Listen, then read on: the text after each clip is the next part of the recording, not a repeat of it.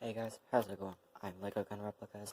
Today we are going to be going over the most modern American assault rifle that is currently the U.S. Army's main assault rifle that equips all of its infantry. But here it is, the M4 Carbine.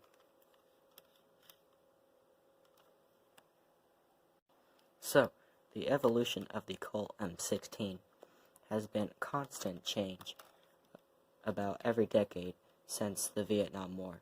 The first M16 and the Armalite AR-15 evolved into the M16A1 with modifications to the flash suppressor and attachments like the M204 grenade launcher. The evolution of the M16A1 evolved into the M16A2, aka M4, and the M16A3 and A4, which boasts a list full of changes that updated the weapon for various needs of the battle of the 21st century. So, the M16A2 is a rifle that is lightweight, air-cooled, gas-operated, magazine-fed, shoulder or hip-fired weapon designed for either 3-round burst or semi-automatic rifle fire through a selector lever on the rifle. The weapon has fully adjustable iron sights. The bottom of the trigger guard opens to provide access to the trigger while wearing winter mittens, and the upper receiver barrel / barrel assembly has a full adjustment rear sight and a compensator, which helps keep the muzzle down during firing. A steel bolt group and barrel extension are designed with locking lugs, which lock the bolt to the barrel extension, allowing the rifle to have a lightweight aluminum receiver. So let's get into some of the features and functions of this amazing rifle. First, we start with the selector switch this time, and of course it has the safety, semi-auto, and 3-round burst firing modes, as I described when giving the history and details of it. Of course, this rifle does come with my working trigger.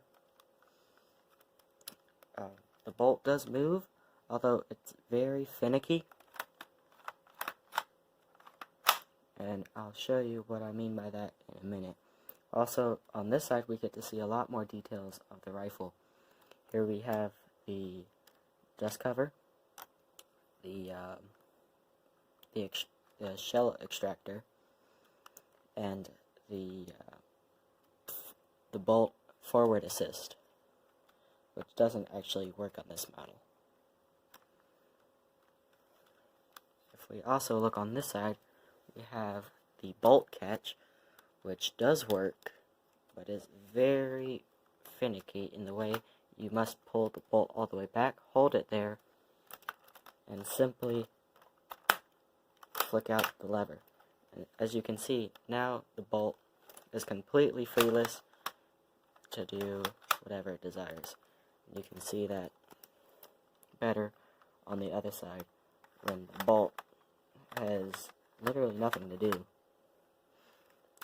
and can also be forward, or be pressed and the bolt will drop forwards.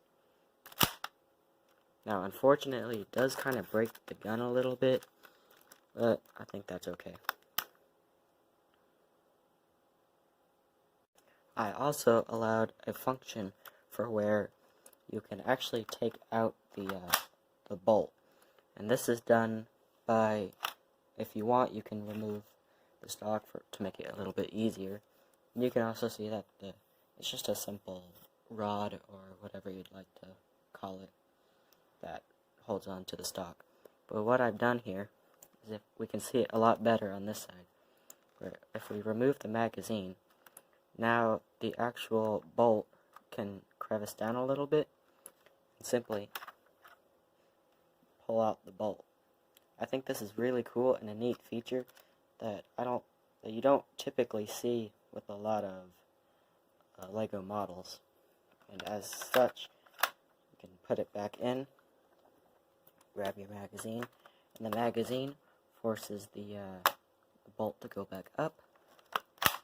You're simply back in business. Now, one very finicky feature of this rifle, which makes it a very loose almost, is you can lift up this whole receiver right here. And to do that, you actually have to take off this piece, and then you can lift up the whole receiver. And this gets you to better access to the bolt, and the other stuff that's in there, also, such as the lock, which you can't really see, but yeah. Now, one of the reasons why the M4 is so iconic is because of its just level of customization, and that is also something that you can do with this rifle. Now, I don't have one here, but I do have a bayonet lug for if you were to add a bayonet onto your rifle. But I do have a suppressor, which you can add onto the end of your rifle. Now, it does make it droop a little bit, and doesn't really add a lot, but it's still cool nonetheless. But we're not still quite done here, as we can add this ACOG. Now, this is actually inspired by Brick Built Replicas' ACOG, and it does have the reticle in there, and you can see it, although I'm not going to show the rifle with the, I'm not going to aim down sights with the rifle with the ACOG on.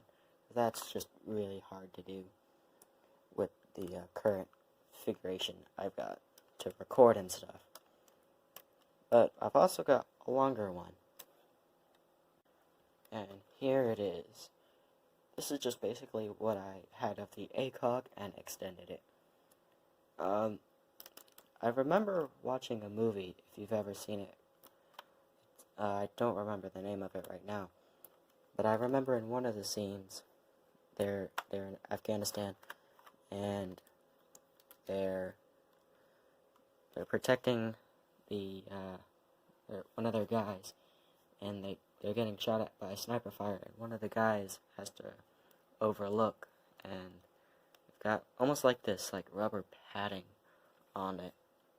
Generation Kill, that's the movie name, or the series name. But I'm pretty sure that's like a rubber padding or whatever. And to make this even more immersive, Rainbow Six Siege players will know exactly what I'm about to add. Alright, Six Siege players, I'll give you 5 seconds to guess what I've added onto my rifle. 5, 4, 3, 2, 1. Did you guess the underbarrel shotgun that Buck has? No? Yes? Alright, whatever. This is a really cool attachment, and it just makes it all more immersive, especially when you have the ACOG on it. Now, this adds a lot of stuff to the under barrel, or just the under part of my rifle, and it's very finicky to film, so I think I'll just film it separately. Now, I haven't played Buck in a long time. I've been mostly playing with Lion. But if memory serves right, I believe this magazine holds 8 rounds of 12 gauge shotgun shells, and it does work. Now, unfortunately, because the magazine is literally just this, and the most farthest part is higher than the back, whenever I charge the rifle, if I can even get it in there, sometimes it'll just fall straight, and I don't know how to fix that. I don't know why it's not doing it here, but usually whenever I charge it, it'll go from a straight to like that, or like angled to straight. It's very weird. I don't know how to explain it. Yeah. And because the newly released Modern Warfare came out, I thought I'd make something also. So here it is. It's nothing major, but I decided to make a frag grenade. Now, this pin I don't know. But it does work like a real one. You do hold the handle down, and now for mine, unfortunately, you can't just grab it and pull it. That would just break it. But instead, what you have to do is you take it, or you take the pin, you move it to the rear, and then you pull it, and now it's armed. Now I know it's not exact, but I figured why not make Mosey's from Rainbow Six Siege Carbine 9, I think it's called. I don't have him unlocked, so I can't be sure. But there it is, the 9mm in the AR platform.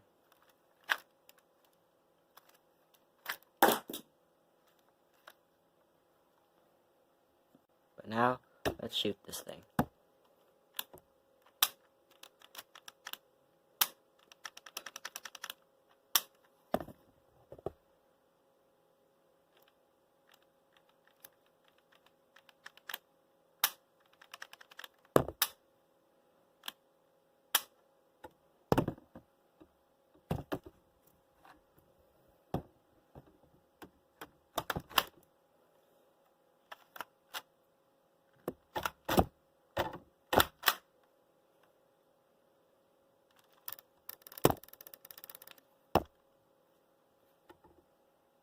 And with the ACOG on,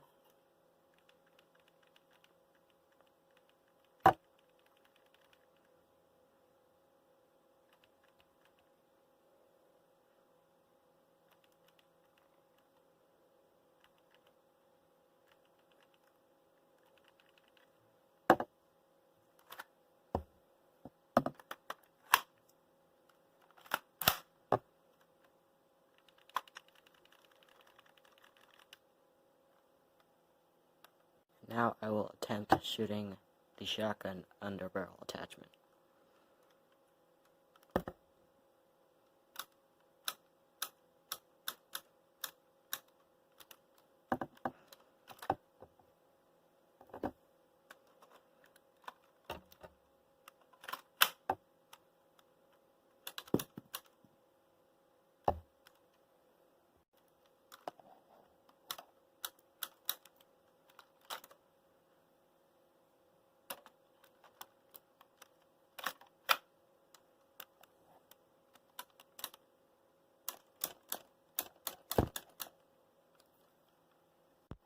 So, hopefully you guys did like the video. If you did, don't forget to leave it a thumbs up, as this does help my channel. If you don't mind, comment down below what you'd like me to make next. I do read them all and take them into consideration of whatever I'm going to build next and stuff. But, yeah, until the next video, bye-bye.